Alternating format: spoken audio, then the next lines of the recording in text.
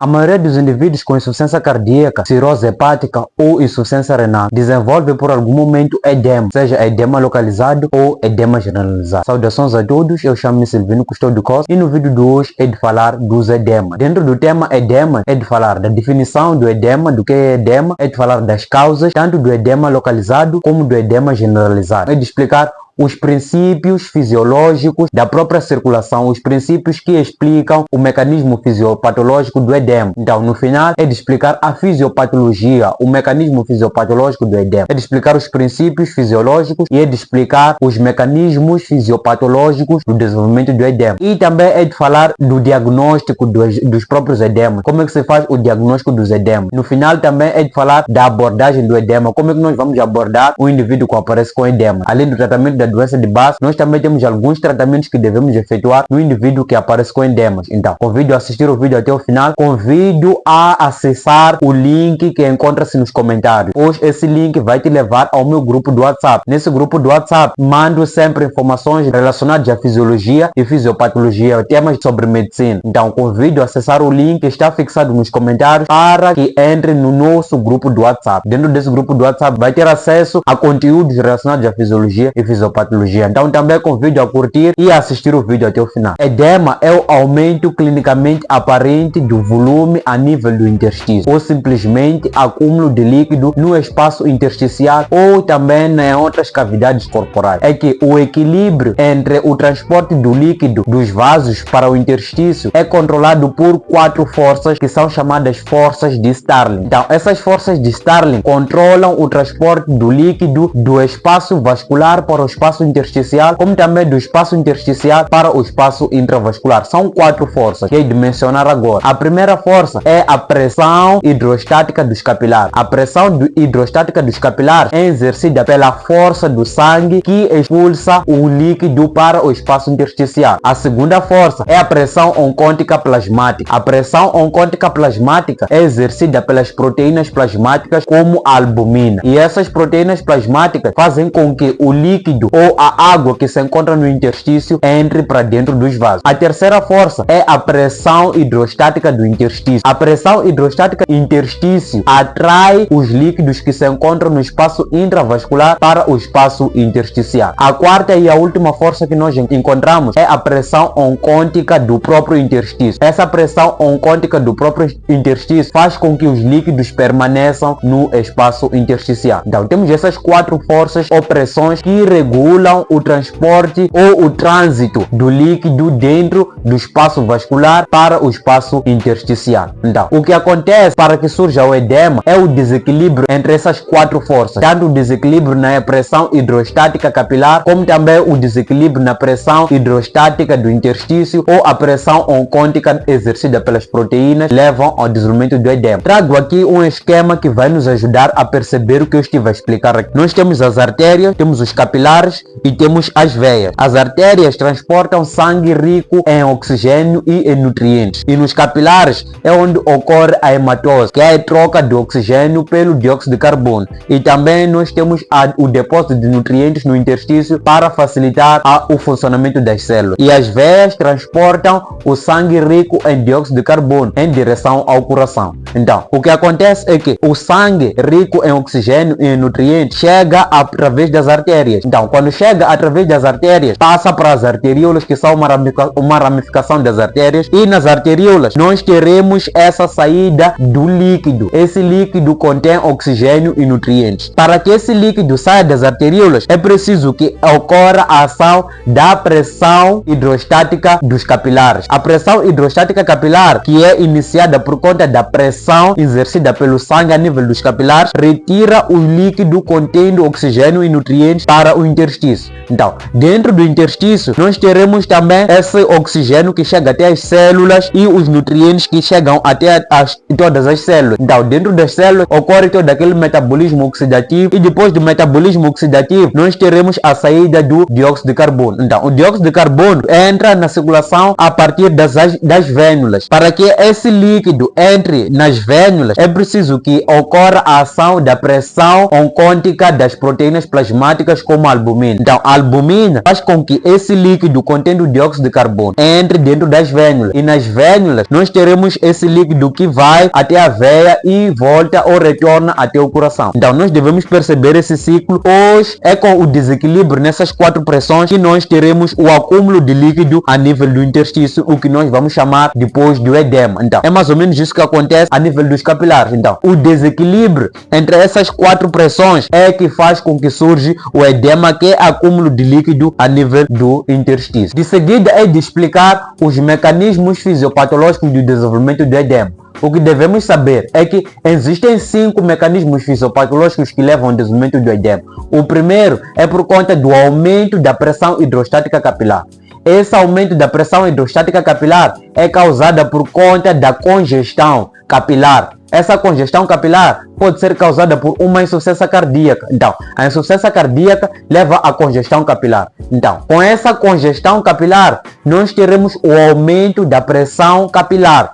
O aumento da pressão capilar causa o aumento da pressão venosa. Então, com o aumento da pressão venosa, nós teremos o aumento da pressão hidrostática nos capilares. E isso é que vai levar ao extravasamento do líquido para o interstício, levando ao edema. Então, o primeiro mecanismo que leva ao desenvolvimento do edema é o aumento da pressão hidrostática dos capilares, que pode ser causado pela insuficiência cardíaca. O segundo mecanismo é a diminuição da pressão oncótica das proteínas. Essa diminuição da pressão oncótica das proteínas pode ser causada por uma hipoalbuminémia. A hipoalbuminémia pode ser por conta de uma desnutrição grave. Então, a desnutrição grave leva à hipoalbuminémia e essa hipoalbuminémia vai levar a baixa pressão oncótica das proteínas, que não vão exercer a sua função de transportar os líquidos para dentro dos vasos. Não transportando os líquidos para dentro dos vasos, esse líquido vai permanecer a nível do interstício, causando o edema.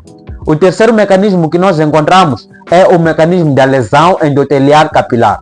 A lesão endoteliar capilar ocorre por várias patologias. A primeira patologia ou a primeira causa da lesão endoteliar capilar é o traumatismo. O traumatismo pode vir por conta de um traumatismo direto ou um traumatismo indireto, mas desde o momento que causa a lesão do endotélio capilar, leva ao edema por conta do extravasamento, porque a lesão do endotélio capilar vai aumentar a permeabilidade capilar. Com o aumento da permeabilidade capilar, nós teremos o extravasamento de líquido e também o extravasamento de proteínas para o interstício. E esse extravasamento de líquido e de proteínas vai levar ao acúmulo de líquido a nível do interstício, e isso vai levar maioritariamente ao edema. E esse edema é designado edema inflamatório.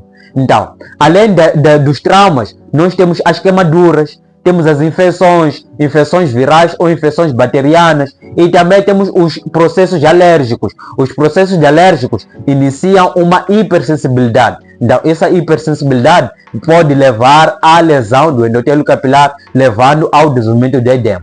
O quarto mecanismo que leva ao desenvolvimento do edema é o comprometimento da drenagem linfática.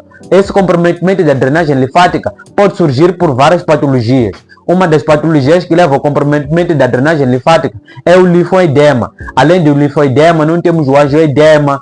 Nós também temos outras patologias que levam ao comprometimento da drenagem linfática, como também o sarcoma de Kaposi. O sarcoma de Kaposi causa comprometimento da drenagem linfática. E esse comprometimento da drenagem linfática vai levar ao desenvolvimento do edema. Por nós sabemos que o sistema linfático tem como principal objetivo retirar os líquidos, como também os metabólitos finais que se encontram no interstício. Então, quando há uma obstrução linfática, nós não teremos essa ação do sistema linfático de retirar aqueles líquidos que se encontram no interstício, e quando esses líquidos não são retirados, eles vão se acumular e vão levar ao desenvolvimento do edema. Então, esse é o quarto mecanismo. O quinto mecanismo é por conta da redução do volume arterial efetivo.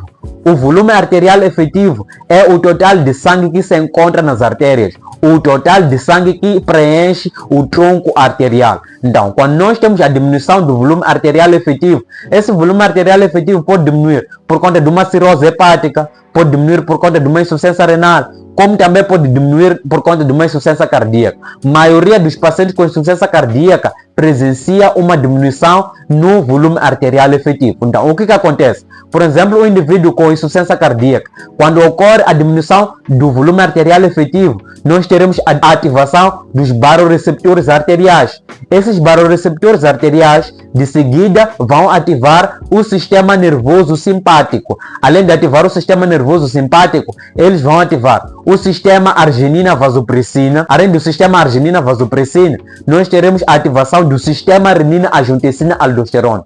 Todos esses sistemas vão levar à reabsorção renal de sódio e de água. E isso praticamente vai elevar o volume arterial efetivo. Mas quando eleva o volume arterial efetivo, também corre o risco de aumentar a congestão capilar. É aquilo que nós vimos no aumento da pressão hidrostática. Quando temos o aumento da pressão capilar, nós teremos esse extravasamento de líquido para o interstício, surgindo o edema. Então, o volume arterial efetivo, quando se reduz, o retorno do volume arterial efetivo nos níveis normais vai levar ao edema por conta do extravasamento de líquido a nível dos capilares. Então, são esses 5 mecanismos que levam ao desenvolvimento de edema.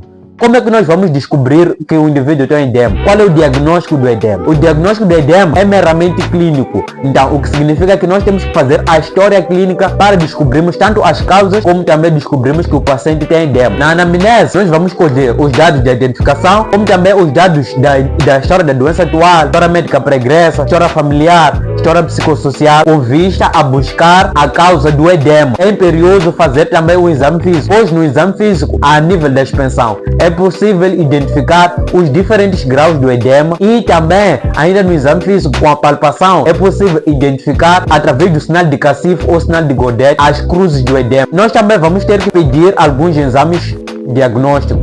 Dentro dos exames diagnósticos, é preciso que peçamos o hemograma, pois nos ajuda a presença de um processo infeccioso, autoimune, nos ajuda a identificar se o paciente tem uma anemia ou não tem anemia. É muito importante pedir o hemograma. Além do hemograma, nós podemos também pedir a bioquímica. Na bioquímica, nós vamos pedir a função renal, a função hepática e a função cardíaca, para identificarmos um possível comprometimento hepático, comprometimento renal, como também o comprometimento cardíaco. Também é possível pedir a urina. Na urina, nós vamos avaliar as proteínas, porque a síndrome nefrótica também é uma das causas do edema, e a síndrome nefrótica cursa muito mais com proteinúria acima de 3,5 gramas por litro. Então, nós também podemos pedir a urina. A nível das causas do próprio edema, nós temos causas do edema localizado, como também causas do edema generalizado. Nas causas do edema localizado, nós devemos saber que existe edema inflamatório, edema linfático, edema venoso, como também edema angioneurótico. O edema linfático é causado muito mais por obstrução da drenagem linfática, ao passo que o edema